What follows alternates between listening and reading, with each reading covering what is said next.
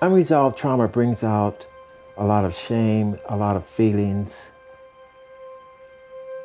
When you use substances, not only does it place the trauma on hold, but it places the side effects of the trauma on hold. The depression, the negative feelings, the sense of shame, the phobias, the panic attacks, all of that can be placed on hold by simply using drugs. The person is using a drug not because of the high, but to stop the side effects and the residual effects from the trauma.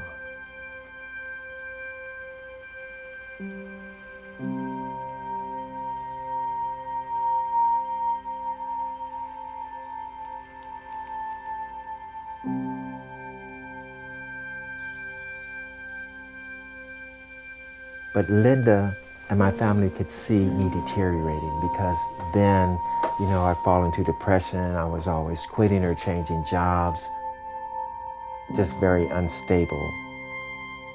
And she left me.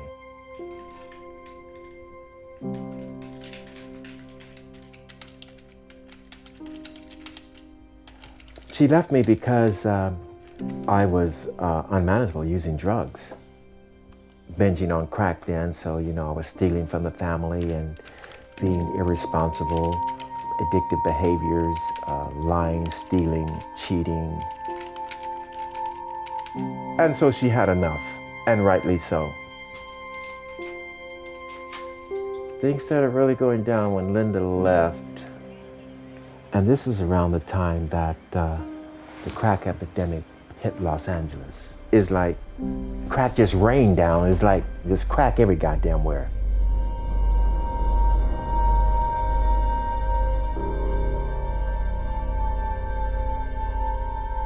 I'm smoking like a broke stove, and I'm not taking care of myself. I'm wandering the streets, stealing, and then I start prostituting.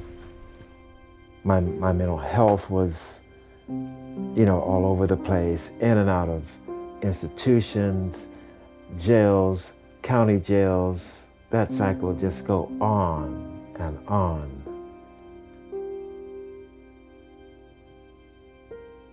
And I would stay in that vicious cycle until the day that I was deported back to Germany.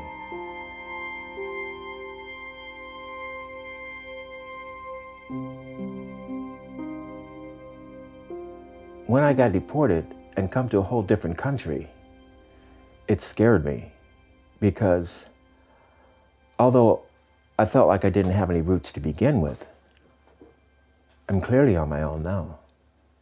And now I'm 50 years old. Let go. Can I have it now? Yeah. I had a nervous breakdown, wound up in the mental hospital, and from there, this social worker came and they put me into the Salvation Army men's home. I was doing quite well. Social worker ran to my room and said, "Rudi, help me, somebody's convulsing in their room." I run to the room. There's this guy, he's got a needle stuck in his arm, full of heroin. He's turning blue. I snatch the needle out. I try to resuscitate him. He's turning blue. He's bleeding out of his nose. The man dies. Now, because of that traumatic experience, I began to have these memories come in real time now. I was in the shower, right? And I heard this guy, and it was this young child, and the way it was screaming, I could tell that, he was being molested. They were in that children's home. They were real. It took me back there because at the end of the day, it happened to me.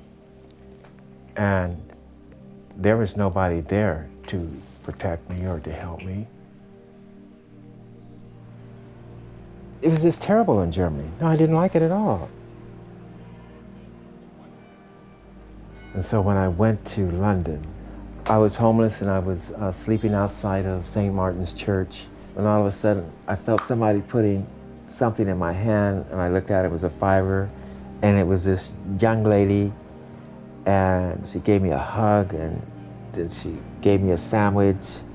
And as I ate the sandwich, tears started coming out my eyes. I think it was just an act of love. Whilst I was eating that sandwich, it gave me a moment of reflection on my life. I perhaps had empathy for myself. It just generated feelings of hope. What England did was show me the love that I never felt in America or Germany. But I went to this drug program called Turning Point. And what the lady told me, it really touched my heart because I'd never heard anything like this in my life. She goes, Rudy, we're here to help you. Even if you use, we still want you to come back and we're still gonna help you. I almost fell out of my seat. She just opened a door saying, welcome as you are, and we're still gonna help you. Nobody ever's fucking done that for me. And that made me go full bore into turning my life around, going to that counseling for a year, going to the 12-step meetings, getting me a sponsor.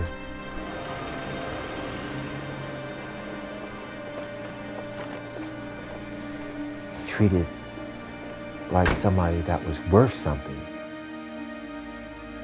Enabled me to get my life together. You understand? They loved me until I could love myself.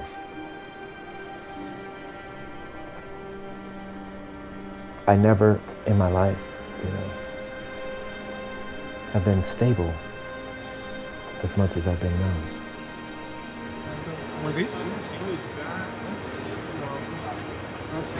My recovery has not been easy. I've had relapses. I've wound up in the mental hospitals, and I've only now, got like 2 years clean. Take a few cookies, not all of them.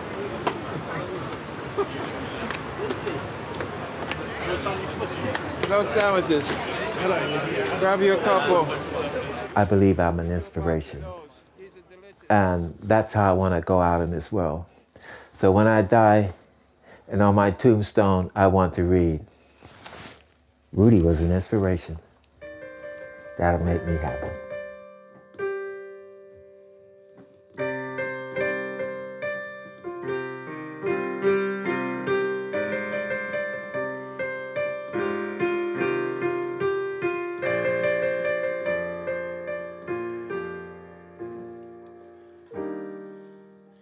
Sad world, mad world, what are we gonna do about it? This mean old world, it could be a beautiful world, such a fantastic world.